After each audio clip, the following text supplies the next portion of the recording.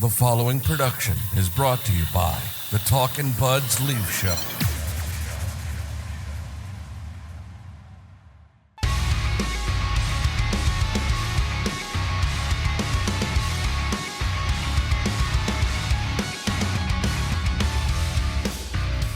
Here we go. Talkin' Buds Leaf Show, episode 255. Before we jump on, before we hit record, Ryan and I are sitting here brainstorming, like, what are we going to talk about today? Like, what are we going to talk about? I mean, we can go in any number of directions. We can talk about the goaltending tandem and how now I feel like the tide is starting to shift away from Anthony Stolarz and over to Joe Woll, which I don't necessarily think is fair, but regardless, I that's the vibe I'm getting. We could talk about Auston Matthews coming back. We could talk about Nick Robertson finally scoring a goal and a nice one at that. We could talk about, I thought Chris Tanev was a GOAT in the game against the Tampa Bay Lightning. We could talk about going to Florida and getting a split and how they got their asses kicked on Wednesday night. But I didn't come away from that panicking. Because I was like, listen, they got 8 guys out. It is what it is. Yeah. Florida's due. Yeah, Florida's due. Yeah, we're just going to flush it. And they were due for a game like that as well.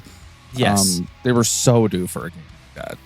They were on a great run there. And the thing that I was thinking about the entire time when Matthews was out was wait till the one game where they get the doors blown off and they can't score, and then I go on one of the apps, and the first headline I see is Matthews needs to come back to fix the scoring woes. And from what I saw in Tampa Bay and from what I've seen this season, this guy isn't fixing anything. No, and he definitely looked like. Hold on, yeah. I give these guys so much credit for how they played through that stretch. Yes. Like, they were so good, and they got it done, and they got points, and now they have 2 games in hand on the Florida Panthers, and they're in the fight for a first place spot without their captain, without a lot of other pieces as well. You got to give all the guys on that team who were healthy, who played all those games, a lot of credit though for the way they played. I had no problem with them getting the doors blown off them. They were so due.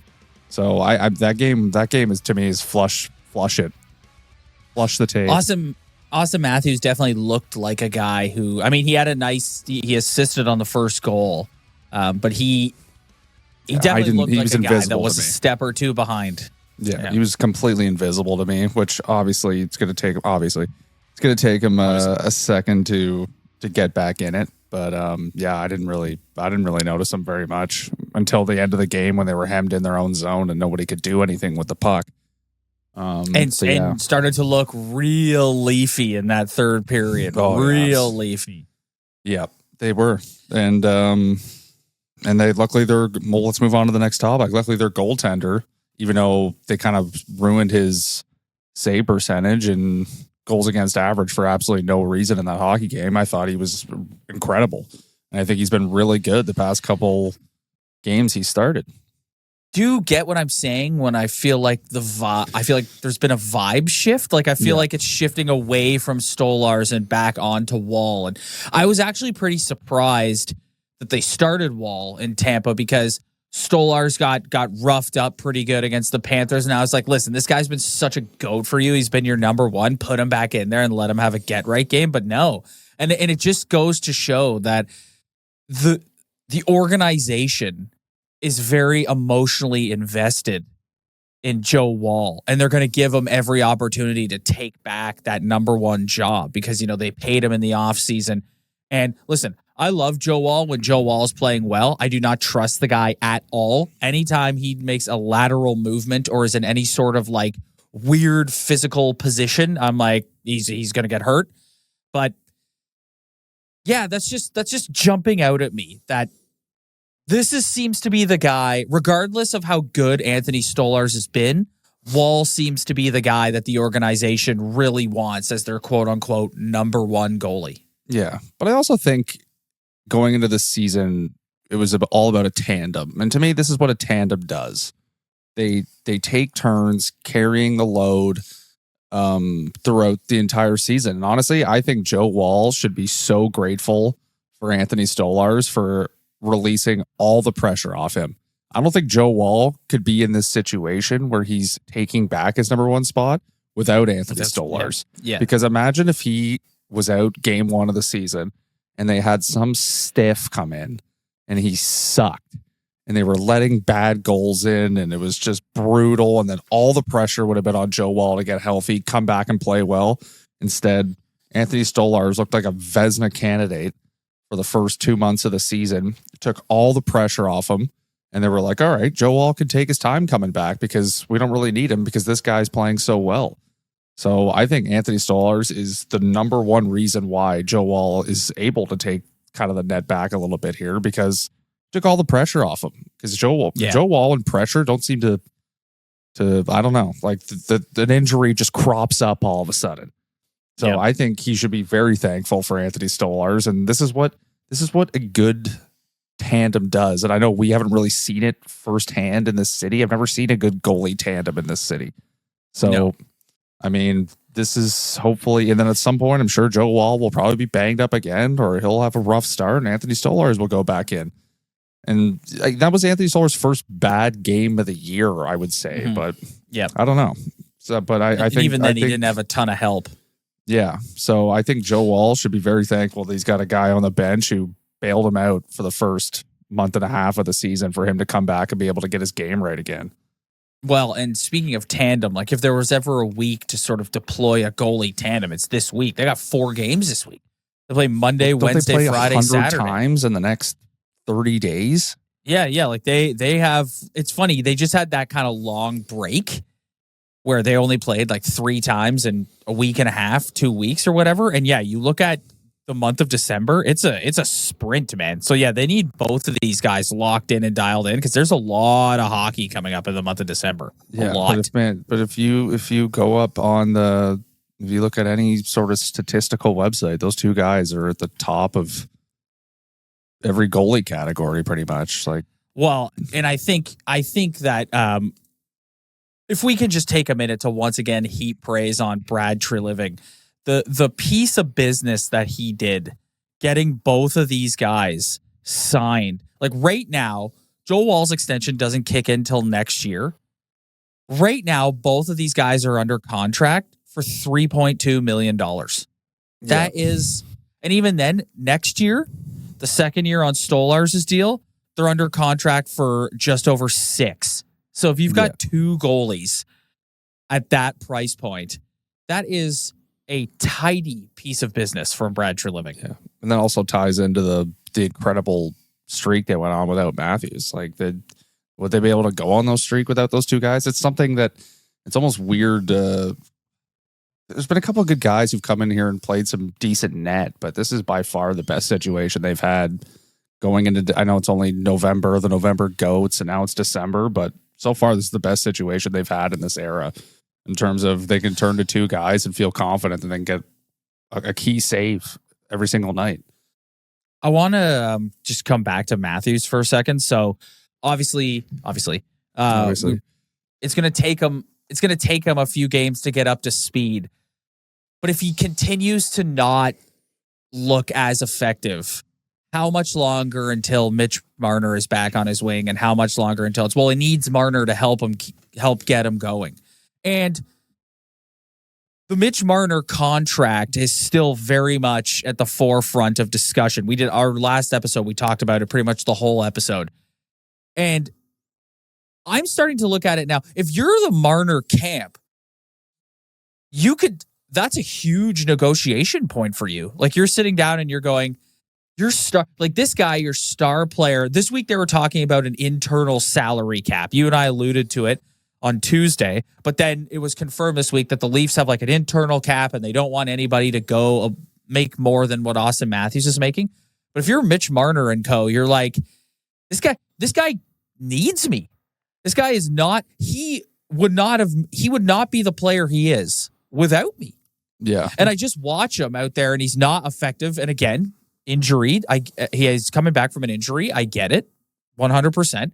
But I just have this feeling that one or two more games of Auston Matthews looking pedestrian, it's just a matter of time until they put Marner. Oh, well, Mitchie needs to help get him going. And it's like, no, man, no, you need to drive your own line. Like, you can't. I'm sorry. Connor McDavid and Draisaitl are on the ice together from time to time, but they don't. Connor McDavid does not need Leon Draisaitl to be Connor McDavid and vice versa. So it just bugs me that the mentality is, well, these guys have to play together. It's like, no, you want to be an elite. You want to be considered a top 5 player in the world. Drive your own fucking line. Yeah. Yeah, no, I think it's any day now. And I said that when he was injured too. I think that they'll always try and find an excuse to put those two guys back together. It's going to happen any day now. And Matthews, man, he's had a tough year so far. Like, he wasn't very good at the start of the season. And then last night, I know he's probably a little like he's got to get his legs back under him, but I thought he was invisible, and he's got to get going here because his like, you look at what he's done this year. Like, he hasn't really done anything. And this is your top player, supposed to be one of the best players in the NHL. He better fucking get going soon. I am embarrassingly low in one of my hockey pools because Auston Matthews has not produced anything at all this year. No. At all. Yeah, he does. He's got to get his shit together, man. Yeah, because I'm not making excuses for this guy. I'm really not. And I know it's you got to give. I don't know. I have a hard time. It's just some people talk and they like to give these guys like grace sometimes. And it's like, I am not giving these guys grace. I'm not. You make too much money. Yeah, you've made way too much money from this team, not just this season, but every season.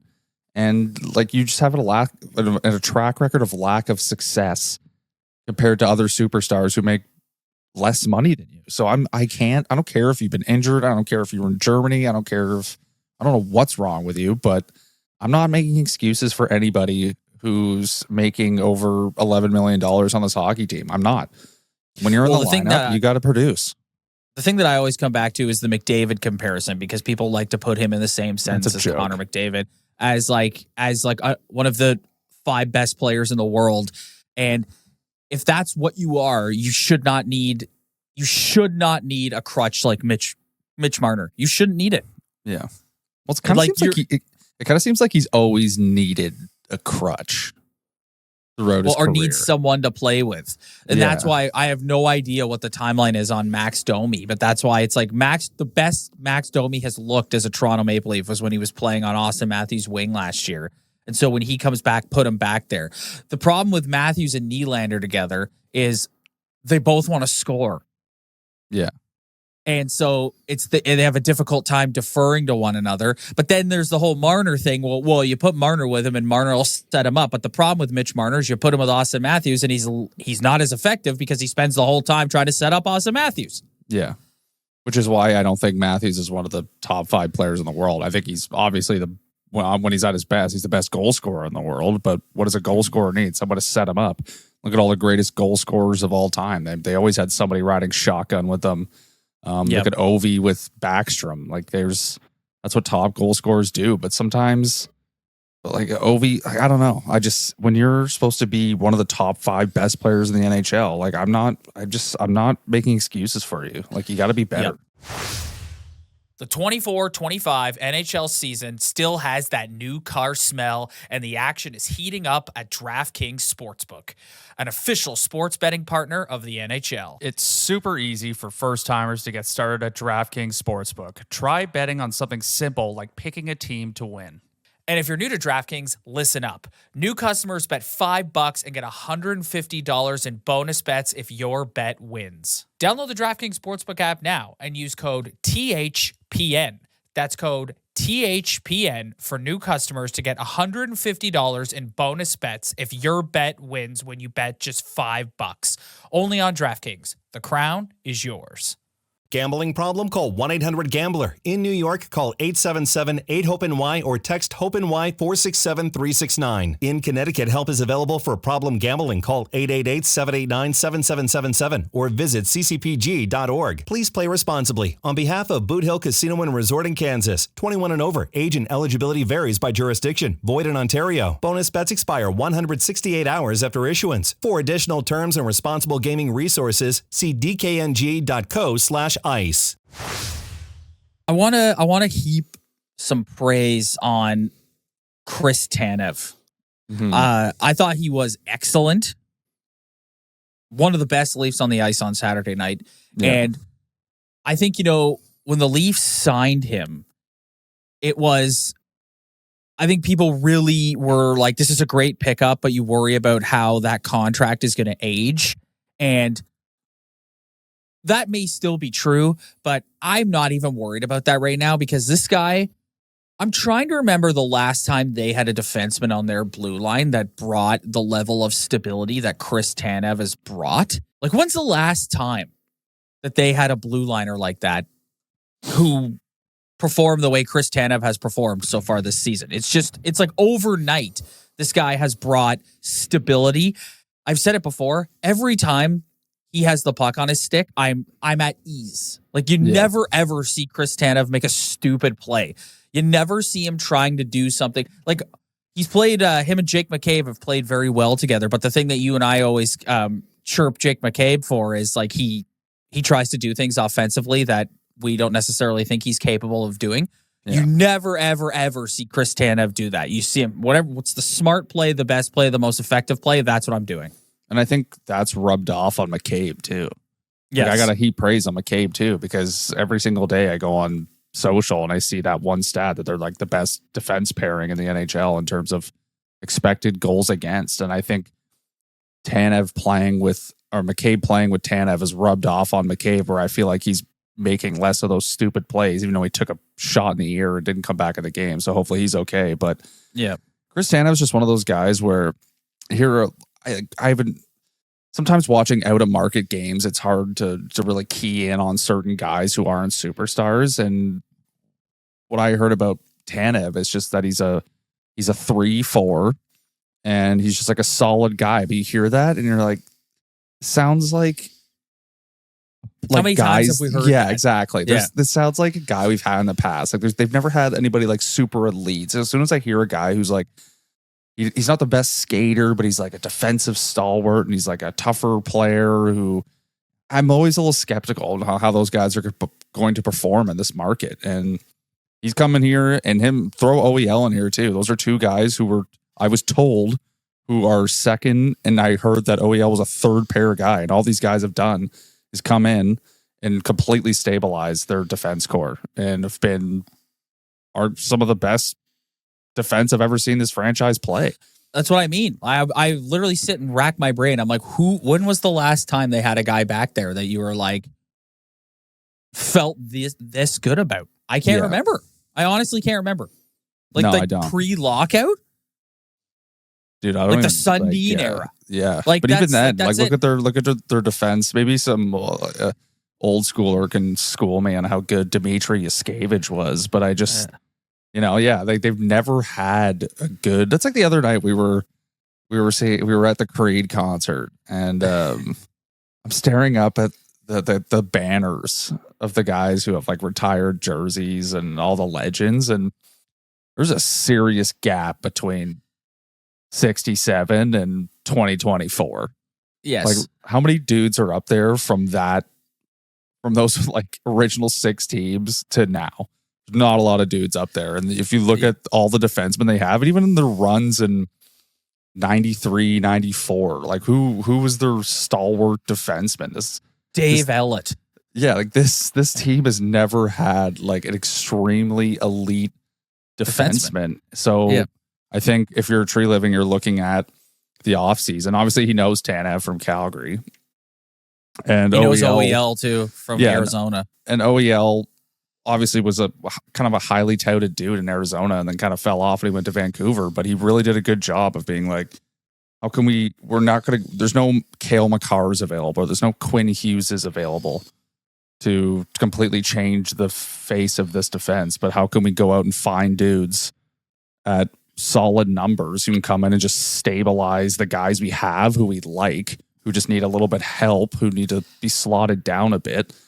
And I think he's found the perfect two guys at both solid numbers for the next. And we talked about the window last episode. Like their window is a little bit bigger than people like to talk about sometimes. So I think, the more the season goes on, the more you're just thinking about how good of a job Treliving did in the offseason. Like he really did a fantastic job. And I know he can't cover everything because I think they still need more help down the middle of the ice. But for what he was able to do, I think it's been paid dividends so far. December 1st, it looks really good.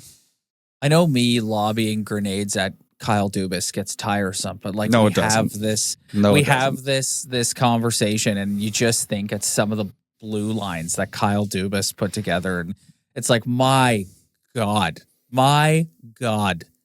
just wasted 5 years of these guys' career having the con man run the show. We've talked a lot this year about Nick Robertson, and he gets a beauty goal on Saturday against Tampa. And like they're dealing with injuries. Domi's out, Pacioretty's out.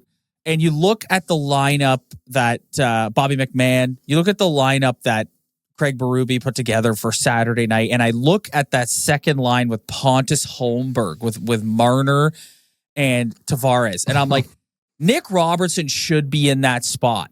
But he's not in that spot because they're not confident enough in him to do anything with it. No. And so you just hope that getting that goal is sort of a catalyst for him to kind of take off and be more effective, because that's a spot with all the guys they have injured.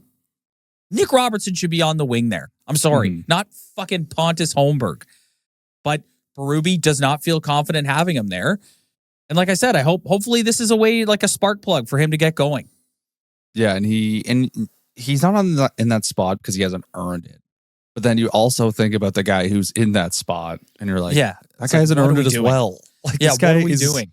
If there's anybody who's ever been a body, like just a guy who's just labeled as a body, it's a warm Pontus body, Holmberg, man. A warm guy, I don't body. know what this guy does. And when you look at Robertson, he's got 2 points in 20 games. Like that's tough, and he drives you crazy because we've seen it. We saw it last year. He went on a good run there for a little bit, only a couple games, but you see him fire that puck in that net, and it's like this guy has so much scoring ability. Like he's got, I'd say if you were to watch all those guys in like a skills drill and talk about the best wrist shots on the team, like obviously Matthews is 1, Nylander's 2, but I think Nick Robertson's 3, and he has the ability to score 20 plus goals a year because I think he's got that good of a skill set, but he just hasn't been able to figure out how to do that yet. And I think if you go back in the history of the league, there's probably a lot of dudes who are like Nick Robertson, who are pretty useless everywhere around the ice, but can find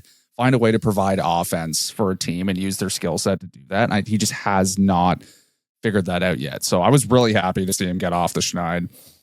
I think they're doing the right thing, and they don't really have a choice right now, but I think they're doing the right thing of giving him every opportunity to prove.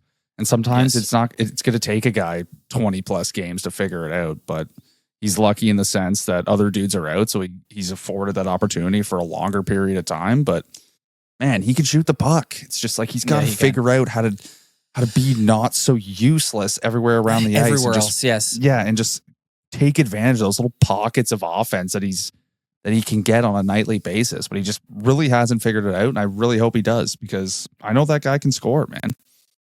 Yes. What is the thing when you look at him that you're like, he needs to get better at? Like, to me, it's like, I don't know how much better he can get at, say, winning a board battle, because he's just not a big guy. Yeah, but like, he's got to get better that's the problem. Yeah, that's because it's right. You look at Marner. Mitch Marner is no bigger than Nick Robertson, and Marner. Now, Marner's, I think, is a far more dynamic player, obviously. Yeah, agreed. Yeah. But Nick Robertson needs to watch Mitch Marner tape and be like, how does this guy do what he does, and how can I do that too? Because he just kind of goes out there and skates up and down his wing, and he never really does, like, Or maybe be better defensively. Do a better job at being in the right position, getting your stick in a lane, doing something like that. It's just, you have to bring more to the table than scoring a goal when you get the perfect opportunity to, like, you can't just go out there and wait for the perfect opportunity to score a goal. Yeah. I somebody who's way smarter than me needs to do their research on a guy who has a similar skill set to Nick Robertson, who was somewhat effective in this league at scoring goals, and just like play the tape for him. Because Mitch Marner avoids some physicality, but there's no better like lateral mover on their team. Like, this guy gets on an edge and he can just go east-west like nothing I've ever seen before. And he's just so good at evading, and I think he's a way better skater, obviously, but it's just obviously. You just can't, like, when someone dumps a puck in for a forecheck and I see 89, the first guy in to make contact, it's like, this is going to be the easiest breakout for this other team that they're going to have all night. And he can't win a puck battle.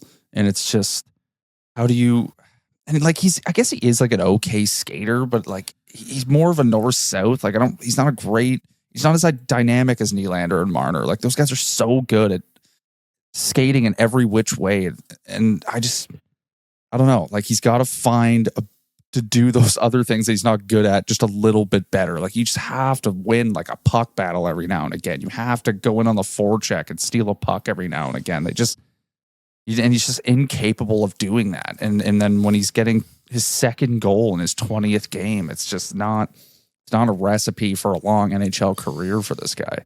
But he's got the tools to put the puck in the net, and a lot of teams need that in this league. So it's just, someone really needs to work with him and to help him get a little bit better at each part of his game, to create more opportunities for himself, to stay in the lineup, to forecheck better, to somehow win a puck battle.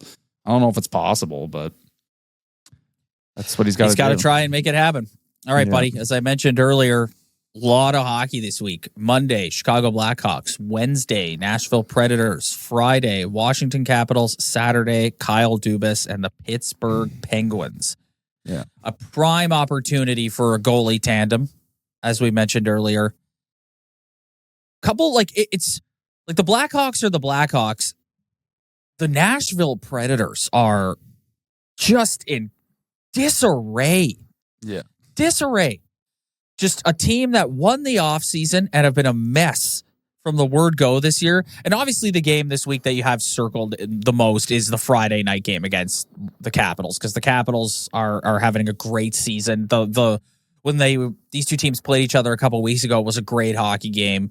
Yeah. It's that one to me is circled. And then you kind of look at Saturday, because they're at home on Friday against Washington, then they go to Pittsburgh on Saturday. And the Penguins are terrible, but that's a kind of a classic, like, potential Leafy, we're taking the night off. So we'll have to wait and see. I think this week we'll be back on Thursday, and then again a week today, Sunday. Like I said, lots of hockey. So especially during the week, we got to find a little pocket to do this thing. You and I don't love doing post-game shows. We tried to avoid doing those at all costs. So I think we will be back on Thursday. And if you want to join us for that, hit that like and subscribe button below. If you're listening to the audio version, like, subscribe, review. It really, really helps. We really appreciate it. Our audio numbers this year have been spectacular. Thank you so much to everyone who's followed through on that. We really, really appreciate it. Spread the word. Tell your friends. We'll see you guys next time.